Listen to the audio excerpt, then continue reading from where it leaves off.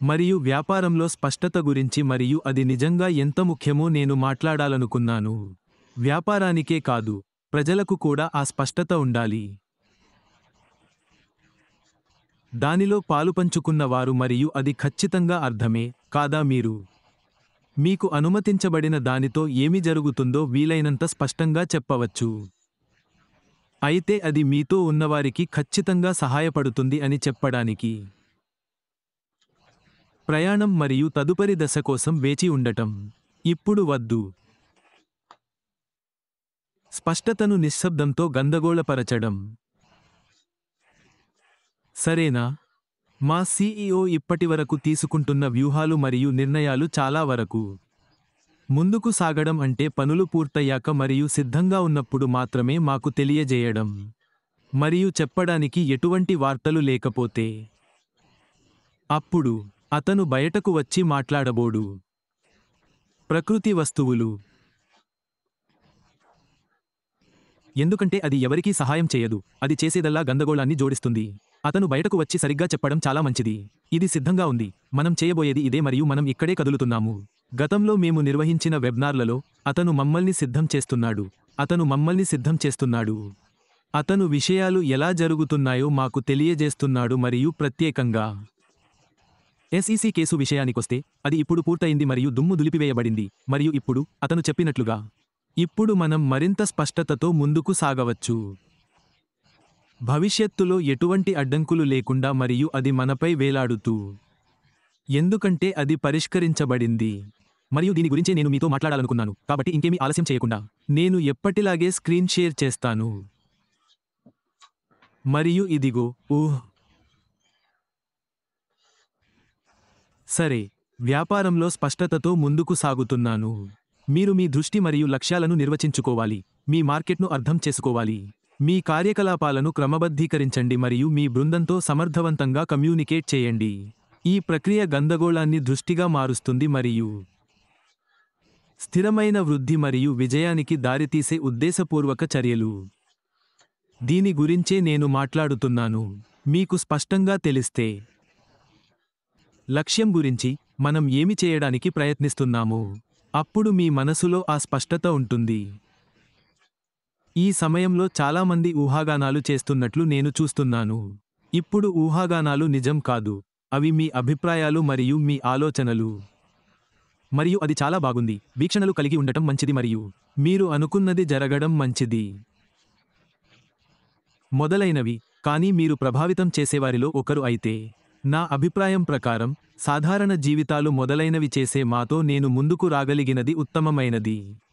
మీరు ఈ వ్యక్తులలో ఒకరు అయితే మరియు మీరు మీ అభిప్రాయాన్ని తెలియజేస్తుంటే, మీరు చాలా చాలా నిర్దిష్టంగా అదే అని చెప్పాలి. మీరు ఏమి ఆలోచిస్తున్నారో, మీ ఆలోచనలు ఏమిటో అదే. నాకు ఏదైనా ఉంటే నేను చాలా కష్టపడి ప్రయత్నిస్తాను. ఇన్పుట్ ఇది నా అభిప్రాయం అని మీకు తెలుసని నేను నిర్ధారించుకుంటాను. ఇది కార్పొరేట్ నుండి వచ్చింది కాదు మరియు ఇది కేవలం నేను ఏమి ఆలోచిస్తున్నానో, లేకుంటే అది ఖచ్చితంగా గందరగోళానికి దారితీస్తుంది. ఇప్పుడు నాకు ఖచ్చితంగా తెలుసు మన సీఈఓ చాలా సంతోషంగా, ఉత్సాహంగా ఉన్నారని. అతను చేస్తున్న పని మీద ఖచ్చితంగా చాలా దృష్టి పెడతాడు. అతను ప్రస్తుతం పనిచేస్తున్న జట్టును ప్రేమిస్తాడు. అతను దాదాపు ఏదో గురించి ఆలోచిస్తుంటే, వారు ఇప్పటికే దానిని నిర్మిస్తున్నారు. దీని అర్థం అతను సాధించడానికి ప్రయత్నిస్తున్న దానితో అవి చాలా అనుసంధానించబడి ఉన్నాయి. ఆయన మనకు ఏమి ఇవ్వాలనుకుంటున్నాడో, మరియు ఇది మనందరికీ ఎల్లప్పుడూ శుభవార్తే. ప్రస్తుతానికి అతను పెద్ద చిత్రాన్ని పొందే స్థితిలో ఉన్నాడని నేను ఖచ్చితంగా అనుకుంటున్నాను. మరియు ప్రస్తుతానికి అవసరమైనవి ఇంకా ఉన్నాయి. వాటిని మనకు తెలియజేసేందుకు అతను వాటిని టేబుల్కి తీసుకువచ్చే ముందు స్పష్టం చేయాలి. Double quotation. అందుకే అర్థం చేసుకోవడం ముఖ్యం కదా. వ్యాపారంలో స్పష్టత మనందరికీ నిజంగా ఎందుకు సహాయపడుతుంది. కాబట్టి స్పష్టమైన దృష్టిని కలిగి ఉండటం. ఉత్తర నక్షత్రంలాగా, ఇది అన్నింటికీ మార్గనిర్దేశం చేస్తుంది, నిర్ణయాలను సుపరిచితమైన దిశలో నడిపిస్తుంది. ఇది కంపెనీ ప్రయాణం యొక్క గమ్యస్థానం యొక్క నిర్వచించబడిన దిశ మరియు ఉద్దేశ్యం. ఇప్పుడు మనకు స్పష్టమైన దృష్టి ఉందని నేను నమ్ముతున్నాను.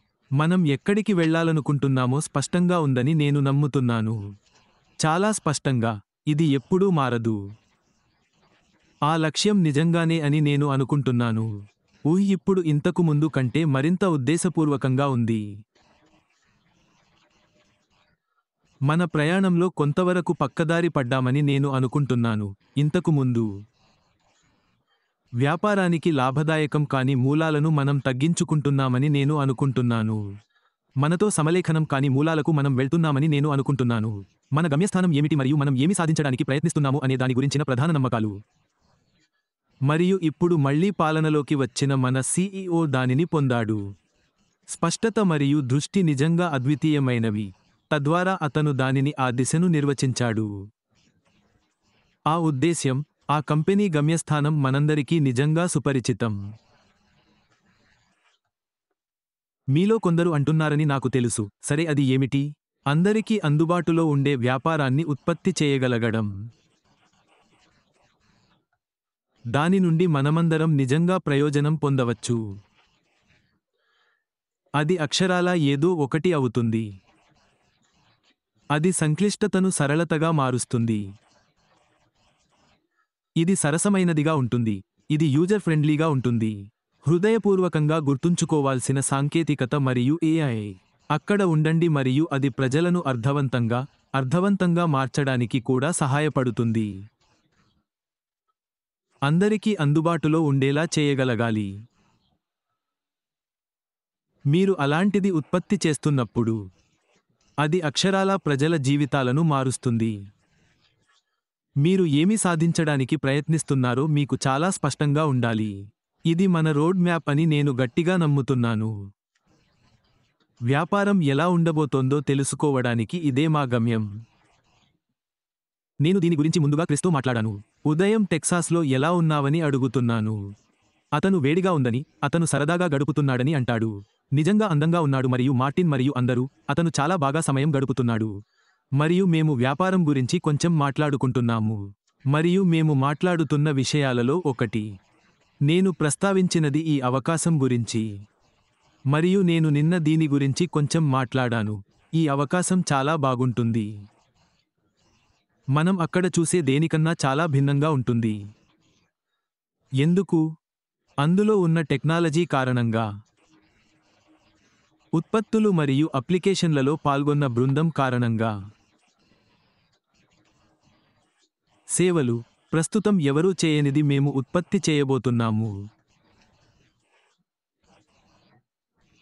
మేము మార్కెట్కి నిజంగా ప్రేక్షకుల దృష్టిని ఆకర్షించే ఏదో ఒకటి తీసుకురాబోతున్నాము. మరియు ఇక్కడే మనం స్పష్టంగా ఉండాలి. ఈ వ్యాపారం ఏమి అవుతుందో ఆ వివరణలో. అది ఆట మారేదిగా ఉండబోతోంది. అది అంతరాయం కలిగించేదిగా ఉండబోతోంది. అది జరగబోయేది అయి ఉంటుంది. ప్రజల జీవితాలను సానుకూల రీతిలో మార్చడానికి.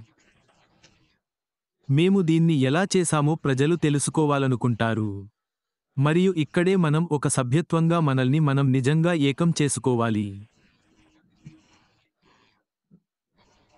లేదా మనం నిజంగా ఇక్కడ ఉన్న సమాజం. మనం ఏమి సాధించడానికి ప్రయత్నిస్తున్నామో మనస్సులో స్పష్టత. నేను చాలా సందర్భాలలో చెప్పాను, అది ఇంతకంటే త్వరగా జరగాలని నేను కోరుకుంటున్నానా? అవును, ఖచ్చితంగా. కానీ దాని అర్థం నేను ఎక్కువ దూరం వెళ్ళడానికి సిద్ధంగా లేనని కాదు. దాని అర్థం నేను తడబడతానని కాదు, నేను ఇష్టపడతానని అర్థం. అది రేపు జరుగుతుంది. అది ఖచ్చితంగా 100% జరుగుతుందని నాకు నమ్మకం ఉంది. నాకు ఎలాంటి చింత లేదు. మా CEO అష్మిఫారా అందించనిది ఏదైనా. ఆయన గౌరవప్రదమైన వ్యక్తి అని నాకు తెలుసు. ఆయన మాట నిలబెట్టుకుంటాడు. మరియు ఇక్కడే స్పష్టతలో కొంత భాగం. మనం అక్షరాలా అనుసరిస్తున్నప్పుడు వ్యాపారం కూడా వస్తుంది. మన జీవితాలను మార్చబోయే భవిష్యత్తులోకి ఎవరో ఒకరు. మీకు ఆ స్పష్టత మరియు నమ్మకం ఉండాలి. అది ఆ వ్యక్తి తాను ఏమి చేస్తానని చెప్పాడో అది ఖచ్చితంగా చేస్తాడు. మీరు నిర్దిష్ట కొలవగల, సాధించగల సంబంధిత మరియు కాలపరిమితి గల స్మార్ట్ లక్ష్యాలు. కొన్నిసార్లు మీరు ఆ దీర్ఘకాలిక లక్ష్యాన్ని చిన్నవిగా విభజించాల్సి ఉంటుంది. మీరు సాధించగలిగేలా కనిపించే లక్ష్యాలు. వారి గురించి మంచి అనుభూతిని కలిగించే విషయానికి ఏమిటంటే, చర్య తీసుకోవలసిన దశలు స్పష్టంగా ఉన్నాయి. విజయానికి గడువులు మరియు కొలమానాలు. చిన్న లక్ష్యాలను జరుపుకోగలగడం. నేను చాలాసార్లు చెప్పాను. ఆ విశ్వాసాన్ని ఎలా నిలబెట్టుకోవాలి మరియు ఎలా ఉంచుకోవాలి అనే దానిలో ఒక భాగం. మీ ప్రయాణం పట్ల మీకున్న ఉత్సాహం. మనం ఇంకా ఎక్కువ చూడబోతున్నామని నాకు ఖచ్చితంగా తెలుసు. కొన్ని వారాల క్రితం SEC కేసులో జరిగినది ఖచ్చితంగా అలాంటి వాటిలో ఒకటి. అది విజయం సాధించింది. మేము సాధించాలనుకున్న మా చిన్న లక్ష్యాలలో అది ఒకటి. మా CEO దీనితో పోరాడబోతున్నానని చెప్పాడు. మనం పైకి రావడానికి చాలా వనరులను ఖర్చు చేస్తామని ఆయన అన్నారు. అది జరిగింది. దీని అర్థం ఇప్పుడు మనం చేరుకోగలగడానికి మరొక చిన్న లక్ష్యాన్ని నిర్దేశించుకోవచ్చు. నేను ఆ చిన్న వాటిలో ఖచ్చితంగా భాగం అవుతాను. లక్ష్యాలు అతని వాగ్దానాలను నెరవేరుస్తున్నాయి. మరియు అవి ఫలించినప్పుడు ఆయన మనకు తెలియజేస్తాడు. అతను మనల్ని నిరాశపరిచే వ్యక్తి అని నేను ఊహించలేను. మీ వ్యాపార యజమానులకు మరియు ఎందుకు అర్థం చేసుకోవడం మరియు మీ పని వెనుక ఉన్న ముఖ్య ఉద్దేశ్యాన్ని అర్థం చేసుకున్న జట్లు. అది ప్రభావవంతమైన కమ్యూనికేషన్లను కూడా పెంపొందించగలదా? స్పష్టమైన అంతర్గత కథనాన్ని సృష్టించండి. మీ కంపెనీ లక్ష్యాన్ని నిర్ధారించండి. వ్యూహం మరియు లక్ష్యాలు ప్రతి జట్టు సభ్యునికి ప్రతిధ్వనించే ఒక పొందికైన కథలో చెప్పబడ్డాయి. ఆ కథనాలను క్రమం తప్పకుండా బలోపేతం చేయండి. నేను ఇంకా ముందుకు వెళ్తాను. ఇది కేవలం జట్టు గురించి మాత్రమే కాదు. ఇది కస్టమర్ బేస్ గురించి. ఆ కంపెనీ లక్ష్యం ఏమిటో ఖచ్చితంగా తెలుసుకోవడం. ఆ వ్యూహం నిజంగా ప్రజలు తాము జతకట్టే కంపెనీల నుండి ఉత్పత్తులను కొనడానికి డబ్బు చెల్లిస్తారు. అది నీతి అయినా, మతమైనా. అది ఉత్పత్తి అయినా, ఏదైనా కావచ్చు. మీరు ఎవరో చాలా బహిరంగంగా మరియు నిజాయితీగా ఉండాలి. మీరు ఎవరు? మీ మిషన్ స్టేట్మెంట్ మీ కస్టమర్ బేస్ను ప్రభావితం చేయాలి మరియు ప్రతిధ్వనించాలి. ఆ వంతెనను నిర్మించడంలో ఇదే సహాయపడుతుంది. కస్టమర్ మరియు వ్యాపారానికి మధ్య ఉన్న అంతరం మరియు వారు దానిని అనుభవించినప్పుడు. వారు తమ మనస్తత్వానికి అనుగుణంగా ఉండే కంపెనీ నుండి వస్తువులను కొనుగోలు చేస్తున్నారు. వారి నీతితో, మీకు జీవితాంతం కస్టమర్ ఉన్నారని మీకు తెలుస్తుంది. నువ్వు దాన్ని ఎప్పుడూ చూస్తుంటావు కదా? ఉదాహరణకు, నాకు తెలుసు. ఉదాహరణకు శాకాహారులు నిర్దిష్ట సంస్థలను ఉపయోగిస్తారు. మరియు కొన్ని ప్రదేశాల నుండి కొనుగోలు చేయండి ఎందుకంటే అవి వాటితో సమానంగా ఉంటాయి. మరియు అదే జరుగుతుంది కాబట్టి. ఇంకా చాలా విభిన్న రంగాలలో, మరియు మీరు దానిలో ప్రావీణ్యం సంపాదించగలిగితే, అప్పుడు మీరు మీ కస్టమర్ బేస్తో బలమైన మైత్రిని ఏర్పరచుకుంటారు. మీ బృందాన్ని భాగస్వామ్య లక్ష్యాలతో సమలేఖనం చేయండి. సంస్థ అంతటా క్యాస్కేడ్ లక్ష్యాలు తద్వారా ప్రతి బృందం మరియు వ్యక్తి పెద్ద చిత్రంలో వారి పాత్రను అర్థం చేసుకుంటారు. ఇది సమిష్టి జవాబుదారీతన భావాన్ని పెంపొందిస్తుంది. ఉన్న జట్టుతో ప్రస్తుతం అదే జరుగుతుందని నేను గట్టిగా నమ్ముతున్నాను. అతను ఫస్ట్ అయ్యాడని నేను నమ్ముతున్నాను. అతని బృందంలో ఆ ఉద్యమం. వాళ్ళు అతని కోసం పనిచేస్తున్నందుకు అదే సగం కారణం అని నేను నమ్ముతున్నాను. ఎందుకంటే వారికి ఒకే లక్ష్యాలు మరియు దృక్పథాలు ఉన్నాయి దేని గురించి అతను సాధించడానికి ప్రయత్నిస్తున్నాడు మరియు వారు దానిలో భాగం కావాలని కోరుకుంటారు. అది నీకు ఉన్నప్పుడు, నువ్వు సరైన మార్గంలో ఉన్నావని నీకు నిజంగా తెలుస్తుంది. దృశ్య ఉపకరణాలను వాడండి. రోడ్ మ్యాప్లు, డాష్బోర్డులు మరియు ఇతర విజువల్స్ చేయగలవు. మీ ప్రణాళికను ప్రత్యక్షంగా చూపించి, పురోగతిని ట్రాక్ చేయడంలో సహాయపడండి. అందరినీ సమలేఖనం చేయడం మరియు నేను మళ్ళీ మన న్యూస్ 11 గురించి ప్రస్తావిస్తాను. అతను ఆ రోడ్ మ్యాప్లో కొంత భాగాన్ని మాకు చూపించాడు, కాదా? సర్వే ఫలితాలతో మనకు ఒక విషయానికి చెబుతోంది.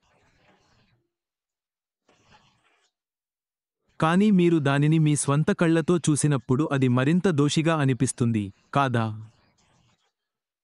మరియు ఇది మనం ఇక్కడ చెప్పిన దానిలో భాగం. ఆ రోడ్ మ్యాప్లు, డాష్బోర్డ్లు మరియు విజువల్స్ను ఉపయోగించండి. తద్వారా అది ఖచ్చితంగా తిరిగి నొక్కి చెబుతుంది.